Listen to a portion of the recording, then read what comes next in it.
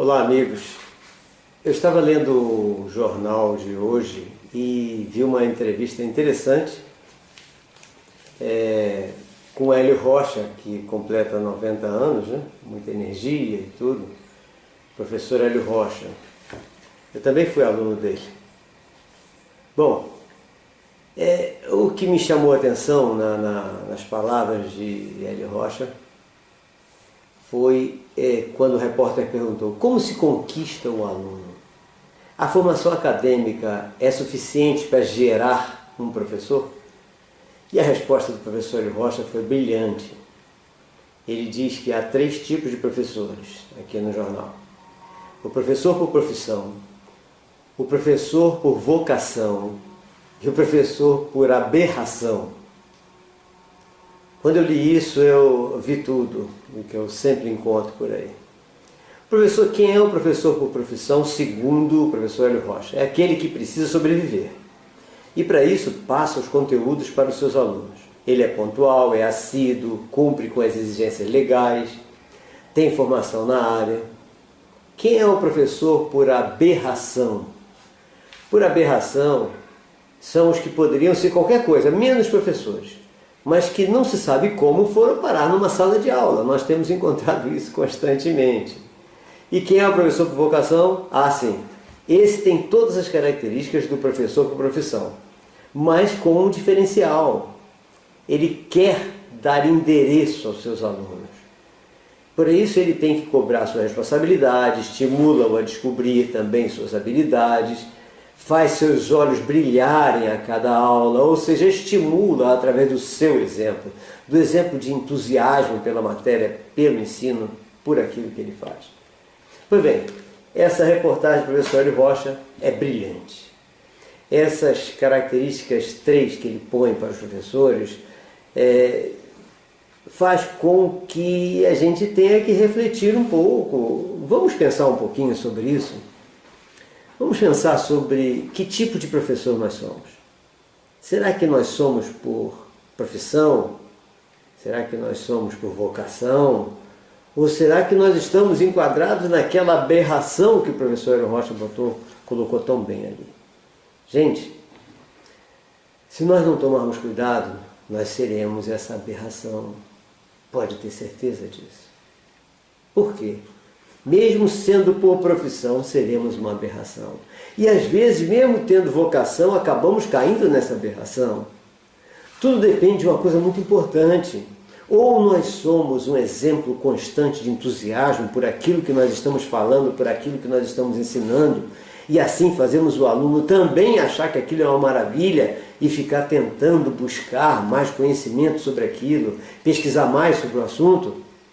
Ou nós vamos simplesmente ser dadores de aula, tentando exigir um resultado que não virá, não vai aparecer nunca, mas é óbvio que não. Então esse detalhe é muito importante. Nós temos que estar entusiasmados com aquele assunto que nós vamos ensinar.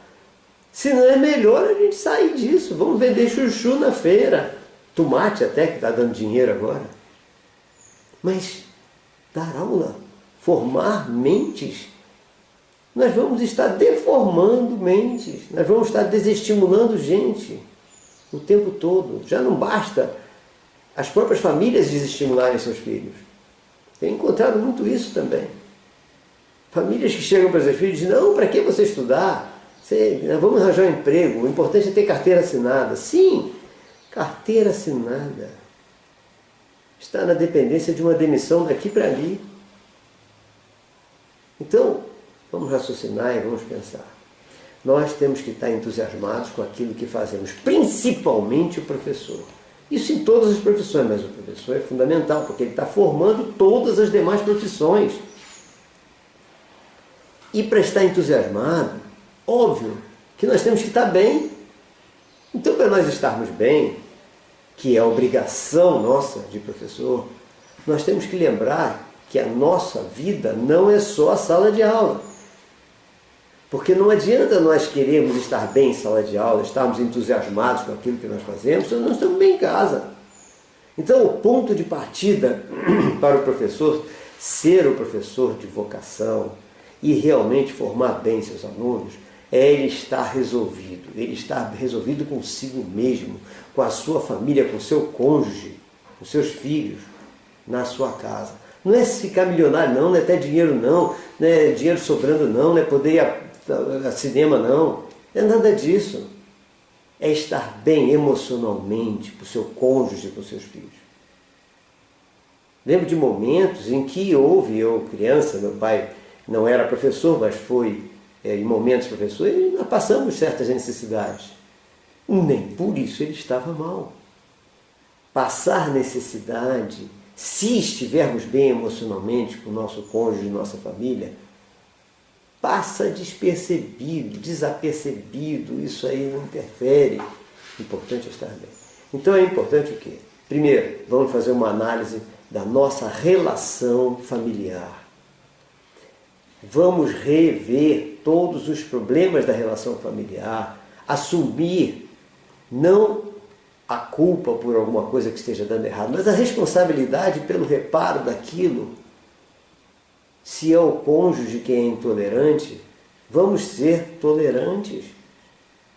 Se é o filho que está com problema, vamos ouvi-lo. Se ele está com problema, a responsabilidade é nossa, ele está sendo ouvido. Vamos dedicar nosso tempo a resolver cada detalhe da nossa vida pessoal. Os detalhes da nossa vida pessoal, se bem resolvidos, vão permitir que nós sejamos um excelente profissional, um exemplo de profissional, de maneira a realmente poder formar as pessoas com entusiasmo.